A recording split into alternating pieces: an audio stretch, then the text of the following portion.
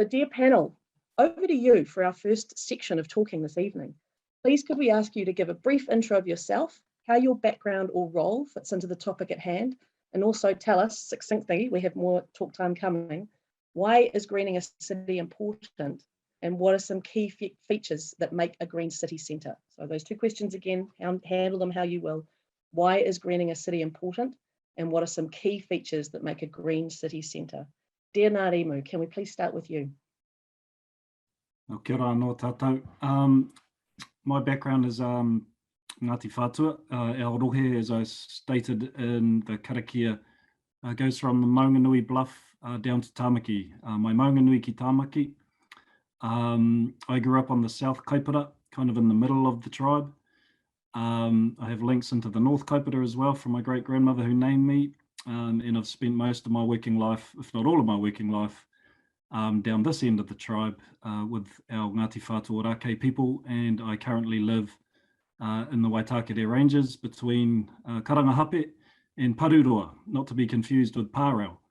And my role the last 21 years has been working for Ngāti Whātua Ōrākei, the descendants of Tupiriri, who established us here from the Pāra and One Tree Hill, really to build relationships and work with good folk like yourselves listening in and on the panel to work out how best we can bring back the key parts of our culture that we have lost over the last 181 years. Not only our language, but importantly, we've lost a lot of our ngahere, our biodiversity, and along with the loss of our great trees, our birds, our insects, we have lost huge parts of our cultural knowledge, our mātauranga, our pūtaiao, our science, our songs, our karakia, our poems in relation to all of those things have gone with it all. So it's really important for us to be able to put back a smidgen of what we have lost in such a short time over the last 200 years. If for nothing else, that our people can then reconnect with those plants, with those birds and those animals, to be inspired by them again, to relate to them again, and to actively look after them again and be kaitiaki once again. So I'll leave it there. Tēnā koutou. Tēnā koe Ngārimu, thank you so much. Councillor Richard Hills, can I hand to you? Kia ora koutou katoa, ko taratara te maunga, ko whāngaroa te moana, ko Ngāpuhi tuku iwi, no Glenfield ahau, ko Richard Hills tuku ingoa, I ka kona hira o Tāmaki Makaurau. Thanks, Frith, and kia ora Ngārimu. Thank you to Ngāti Whātua Ōrākei for opening this evening and being the kaitiaki and allowing us to use the city centre the way we do today. And thank you for helping us reinvigorate what is there now and what is going to be there in the future. I'm the chair of the Environment and Climate Change Committee, and Councillor Pippa Coombe is the deputy chair. We are responsible for the Urban Ngāhere strategy, Te Tarakia Tāwhiri, which is our Auckland's climate plan, which we built from the beginning with our Mana Whenua Kaitiaki Forum, which Ngārimu is co-chair. And we are trying our best to restore the Māori of Tāmaki Makaurau and what should have been, and we hope to see being brought back. And we are seeing that. For me, greening our city is ensuring that every kid got the opportunity that I did when I was a kid, growing up on the mean streets of Glenfield and Beach Haven. We had trees everywhere. We had every walk to school, no matter what school I went to. I got a bush track to go through. There was trees on every street. I was sheltered from the sun and it was enjoyable. There was birds the whole way. It wasn't until I grew up and realized that that tree canopy in Kaipātiki is not across the whole city. And so our drive is to ensure that we lift that urban ngāhere, that tree canopy for every kid across every part of Tāmaki Makaurau. The city centre, which many people forget, also has a lot of people living there. So it's not just about the visitors. And there are thousands of kids that live in our city centre, and they also deserve the urban ngāhere that I got when I was a kid and that I still enjoy today. Amazing. Just a shout out to all the Beach Haven kids out there. Just wanted to acknowledge that. Thank you, Councillor Hills. Hal Davies, keeper of our trees. Can we go to you next, please, sir? Thanks, Frith. Kia ora koutou. Kia ora ngā rimu, and Richard, thanks very much. Good afternoon, everyone. My name's Howell Davies. I work in Auckland Council. I'm the Principal Specialist for the Urban Ngāhere. My department is Park, Sport and Recreation. And I guess my role over the last 28 years that I've been working in the tree business or tree industry in New Zealand has been about planting and being the kaitiaki of some of the trees that I now see people sitting under. I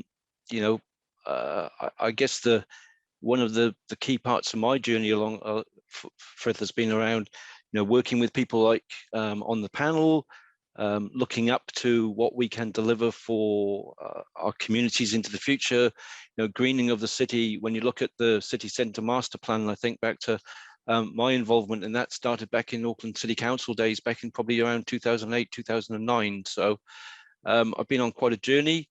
I've enjoyed every second of it, to be honest. What really gets me out of bed every day is to see the people that I work with, the enjoyment that we provide for our communities. We build great communities, we provide connections to nature.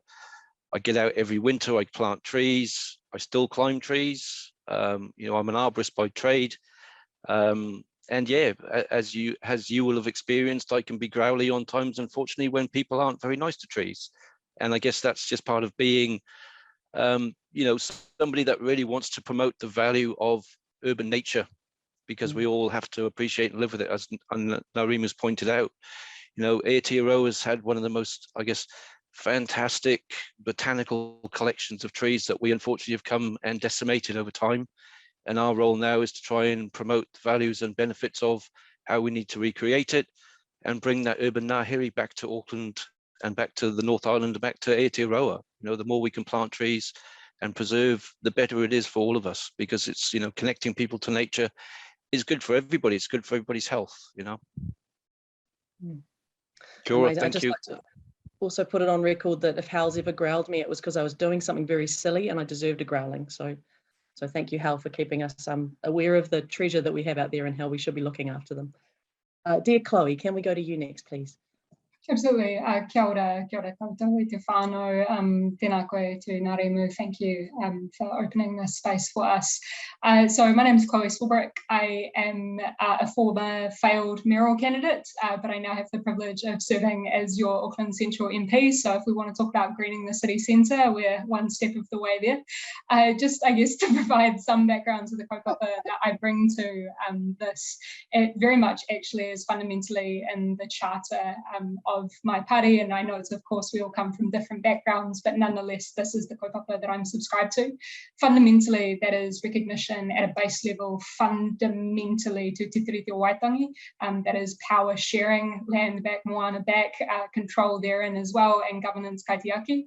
But at those four core principles, first and foremost, ecological wisdom, recognition of the fact that resources are finite, those that do regenerate need time and space, and God forbid some planning to regenerate. If you accept that as a premise, the next one follows logically, and that is social responsibility, known derogatorily on the internet as social justice. If you accept that those resources are somewhat finite, then we need to ensure that everybody has base level access to them in order to have a civil, let alone functioning society. From that comes appropriate decision making, devolving decision making powers down to the level where it actually affects people. To me, that's what real sustainability looks like. That's what local leadership looks like. It's also about removing some of the centralization that we've seen of the past 2 decades in particular. And finally, non-violence, which I think to see as a sustainability measure is about recognizing not just, the obvious, don't like going to war, but from a systems level way of thinking about things. It's about saying, if we're to design systems that work as best as possible for everybody, we need to have a diversity of perspectives and opinions around the table from the get-go, so that we don't design systems that leave people out. And here, when I'm thinking about our city centre in particular, that's why I'm really stoked with the mahi that Auckland Council has been doing with particularly disability advisory groups around making sure that the city centre and development therein is more and more accessible to everybody, because sustainability has many facets, and I'm sure we'll come to unpick that. So kia ora. Thank you so much, Chloe. just as a couple of quotes coming through about Te Reo Māori being able to speak to the place in a way that, in a language that the place understands.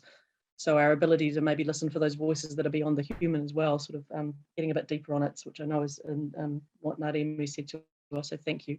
Ladies and gentlemen, just a reminder, if it's okay, can I ask you to use the Q&A function to ask your questions and not the chat function? I am a notorious Luddite when it comes to technology. So please, if you can feed it through the Q&A, there's a brilliant team of people helping us make sure that your questions come through and we ask them in the right order, if it's okay to send out that little request from your MC, who likes talking but doesn't like pressing buttons. Thanks very much.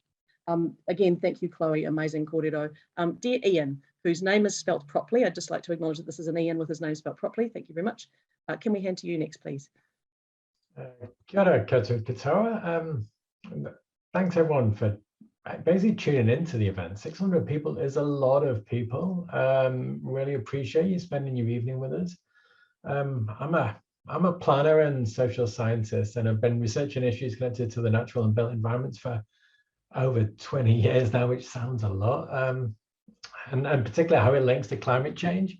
I did my PhD on this sort of way back at the University of Manchester in the UK, and ran a research centre there that specialised in this, and did research on this for the UK government and the EU. So this goes back quite a long time, the sort of the green agenda. I moved here about 8 years ago, and while there are different policy settings, there's a lot of similarities, particularly with regard to the untapped potential, and also why this is so hard, to be honest, because things like property rights, which just transcend national boundaries. As an academic, my focus has generally been on knowledge production, so providing evidence of the benefits of urban greening and then insights into how it could be applied in practice, which then you hope is picked up by national governments and city institutions. And there are a huge number of benefits.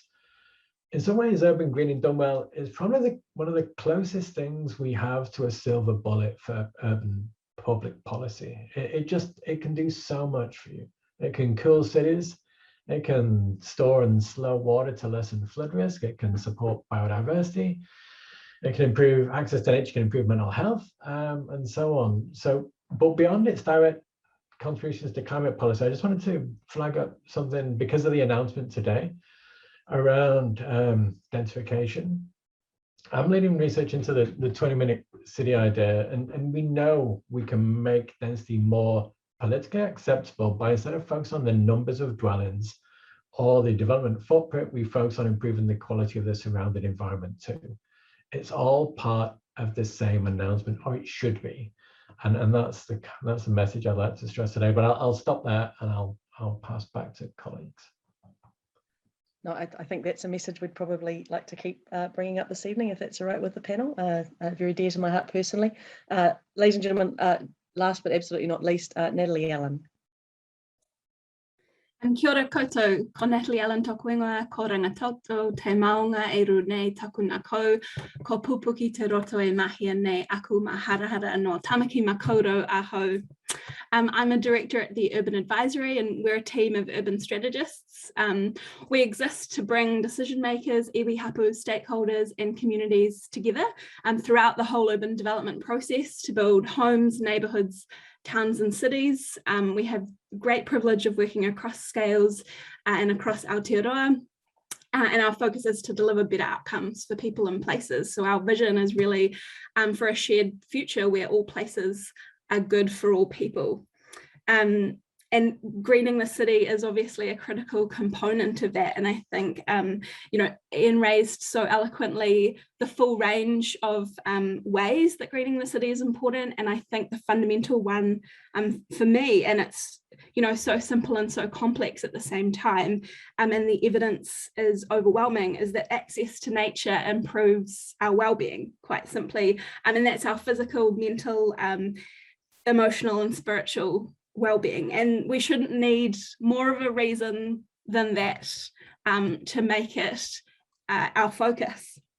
And then the key features of a green city centre to me are fresh air. So you mentioned Ha before, Frith, and that's so important. It's that experiential moment. It's how we are all able enjoy our surroundings. I think also a green city centre is layered. It's not just about the grand gestures of greenery and open spaces. It's about creating all those small, wonderful human scaled moments when you're just, interacting with the people and the environment around you. It's biodiverse and it's connected across all scales as well, and it enables us to be more connected as people. And I'll save the rest for the questions. Oh, that's amazing, Natalie. Thank you so much. What an incredible range of panellists covering such a broad range of expertise. And I'd just also like to acknowledge Councillor Pippa Coombe, who's with us and will be bringing us home at the end and sending us on our way with thoughts to carry. So I know you'll be listening, and Pippa taking notes, and we'll come to you at the end. So thank you for being with us as well.